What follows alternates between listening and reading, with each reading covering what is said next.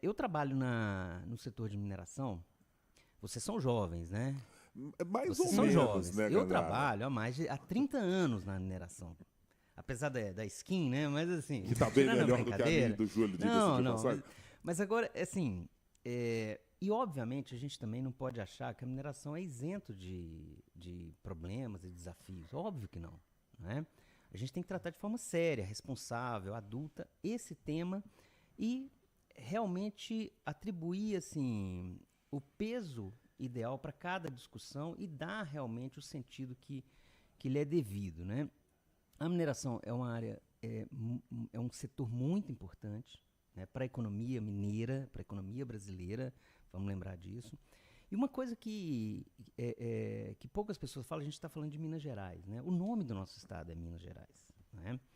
E um movimento que as pessoas esquecem, ou pelo menos não se lembram, né? Todo o processo de interiorização do Brasil, ele começa com a mineração no século XVII. Senão a gente teria até hoje uma faixa de 150 quilômetros só habitada. O processo de interiorização do Brasil se iniciou com a mineração. Então, se a gente tem centros urbanos hoje, todo o desenvolvimento Brasil afora, ainda que desigual, a gente começou isso lá há 300 anos com a atividade de mineração. A mineração faz parte da nossa cultura. O desenho da Estrada Real mostra isso, né? Sai do litoral, vai cortando Minas Gerais em direção ao norte, né, Leonardo? Exatamente. Então, assim, e a gente fala muito de Minas Gerais, né? Se a gente pegar, e óbvio, porque é o nosso estado, né? Mas se a gente pegar Mato Grosso, Goiás, que também tem suas origens na mineração. Olha que interessante, né? E fora toda a importância que tem, eu falei que é muito importante para a nossa cultura. Se a gente for analisar que vários aspectos culturais estão ligados. A comida, né? Toda a nossa relação, inclusive familiar, foi criada aqui no quadrilátero ferrífero, principalmente nas origens da exploração de ouro lá há 300 anos, né? Todas essas questões nos formaram como sociedade. Não adianta a gente deixar isso para trás. Pelo contrário, a gente tem que tratar isso de forma a melhorar a nossa relação com o setor. Percebe? Essa é a ideia. Gandara, como é que a gente aborda de maneira geral a perspectiva jurídica da mineração? E eu estou querendo abrir para a gente falar sobre o arcabouço geral do que rege a mineração. Nós tivemos, evidentemente, dois marcos importantes com dois eventos que resultaram em mortes muito significativas, legislação que foi criada e outras complementares criadas a partir daquilo. O cenário de uma mineração hoje em Minas Gerais, ele está bem regulamentado e bem juridicamente organizado para que saibamos os limites, as necessidades, os cumprimentos necessários a cada parte de quem pretende atuar nessa atividade no Estado? Olha, essa é uma pergunta muito importante e talvez seja o núcleo de muitas discussões e, às vezes, de alguns conflitos no Brasil todo. Em Minas Gerais não seria diferente. Qual o núcleo dessa discussão? Porque a competência legislativa para tratar de mineração, jazidas, direito minerário em geral, ela é da União. Ela não é dos estados. Ela é da União. Porque os recursos minerais, eles não pertencem às empresas. Eles pertencem à União. A União, ela tem que gerir, ela tem que gerenciar esses recursos de modo a trazer os melhores resultados para a população, para a sociedade. E aí, o que a gente, descendo uma camada, o estado de Minas Gerais, e aí você falou muito bem, né, em função dos desastres ocorridos, e a gente não pode esquecer a dimensão desses desastres. E num espaço de tempo muito reduzido entre um e outro, inclusive, né?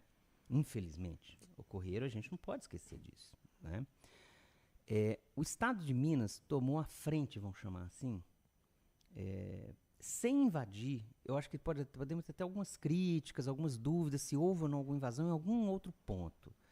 Mas naquilo que o Estado de Minas podia fazer, principalmente nas questões relacionadas a licenciamentos, e de novo, as pessoas podem criticar, podem ter posições dissonantes, mas efetivamente o Estado de Minas buscou vamos chamar de uma liderança ou um protagonismo nessa legislação para tentar mitigar os riscos de novos desastres. Então a gente vê questões de legislação, de licenciamento ambiental, que lá em 2019, né, um mês após o desastre ocorrido na barragem B1, lá em Brumadinho, da Vale, a gente teve a promulgação da lei que foi apelidada de Lei Mar de Lama Nunca Mais, né? E ela traz restrições muito grandes para o licenciamento de barragens. A gente teve logo depois a lei da política estadual de atingidos por barragem, que no âmbito federal posteriormente foi criada a lei federal da política nacional de atingidos por barragem, ainda não regulamentada, mas você vê que a União, o governo, né, o Congresso se inspirou na lei mineira, né? Então a gente percebe que Minas tem esse destaque, esse protagonismo e que vai, digamos, chamando a atenção também de outros estados nesse sentido. Gandara, você falou aqui no início da nossa conversa que vai falar também sobre assuntos que pipocam envolvendo a mineração, é um setor em amplo movimento, e eu quero trazer aqui um movimento lá na Assembleia Legislativa. Teve um projeto de lei, né, da deputada Carol Caran, recebendo parecer favorável na Comissão de Meio Ambiente e Desenvolvimento Sustentável da Casa. Esse texto propõe o seguinte: a proteção de recursos de água na região metropolitana de Belo Horizonte, especialmente quando há risco de faltar água. E aí a mineração entra nessa história porque o projeto tenta impedir, por exemplo, a licença de projetos estruturais aí que usam dutos e tubulações que podem ameaçar o abastecimento de água. Esses dutos e tubulações que são usados ali para fazer o transporte do minério utilizando água. A ideia é cuidar do meio ambiente e envolver as comunidades nessas decisões. Como as comissões aprovaram o projeto, a última agora, a de Meio Ambiente e Desenvolvimento Sustentável, o texto segue agora para a votação em plenário. O que dizer sobre essa proposta? Até interessante, só vou citar, né? Eu faço parte de uma associação, a ADMIN, Associação de Estudo de Direito Minerário do Brasil, Direito da Mineração também, e a gente se posicionou, inclusive, contrário ao projeto de lei, né? Por quais motivos? Né? Eu acho que há uma instrumentalização da questão ambiental para tentar criar obstáculos à atividade de mineração. Esse é um caso clássico disso, né? Sob o argumento de proteção dos recursos hídricos, vamos tentar proibir a criação de minerodutos. A gente tem a questão que vai invadir a competência da União, que é isso que eu acabei de falar no início. Isso o Estado de Minas não pode legislar sobre um assunto que é de competência da União. O primeiro ponto é esse, seria menos institucional, vamos chamar assim, ou relacionado ao setor, mas sim uma questão eminentemente jurídica, né? Agora, os minerodutos, eles foram criados, a tecnologia de transportar minérios por dutos, e eu falei no plural, minérios, porque a gente pode ter ferro, carvão. Nos Estados Unidos a gente tem dutos para transportar carvão por mais de 400 quilômetros, né? A gente tem transporte no norte do país de bauxita, de polpa de bauxita, de 266 quilômetros, né? Aqui em Minas a gente tem pelo menos 2 empresas, na verdade, que têm dutos, ou seja, 4 minerodutos que nós temos, né? E ele é uma solução que foi criada no final da década de 50 nos Estados Unidos, exatamente para fazer o deslocamento por grandes distâncias, não é? Sem ter um impacto muito grande em vários aspectos, ambientais, financeiros, inclusive de construção. Imagina, as alternativas aos dutos são ferrovias, que têm uma complexidade construtiva não sei quantas vezes maior do que um duto, né? Sem contar a questão ambiental, né? Imagina, a gente está falando de um transporte, de um modal de transporte que ele não tem emissão. Ele não tem emissão de gases de efeito estufa, né? Porque muita gente não sabe, a maior parte vários trechos de minerodutos, o deslocamento da polpa de minério é por gravidade. Ele recebe um impulso energético no início para iniciar todo o trajeto, mas vários trechos são por gravidade, né?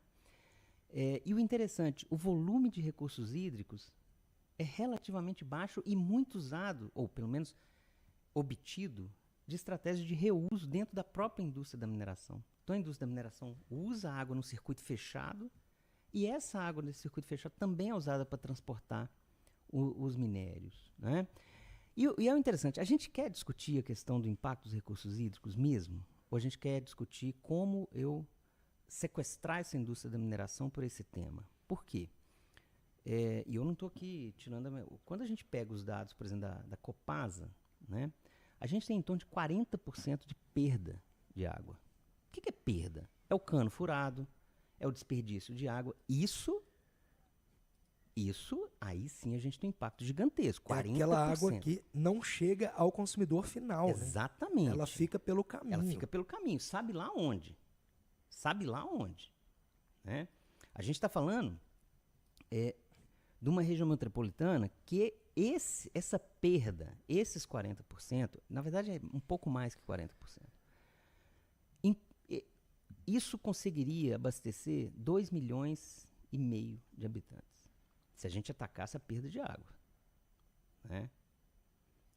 Então, assim, e é um ponto, assim, a gente está falando de dutos de transporte, né? A gente tem que fazer uma analogia, um duto, ele é só um modal de transporte. Né? A gente tem dutos para óleo, né? Os oleodutos, a gente tem dutos para gases, inclusive em Minas Gerais tem uma estrutura de gasodutos, inclusive vários lugares, inclusive que a gente está aqui em Belo Horizonte, são atendidos por prédios residenciais, inclusive, que são atendidos por gasoduto da Gasmig.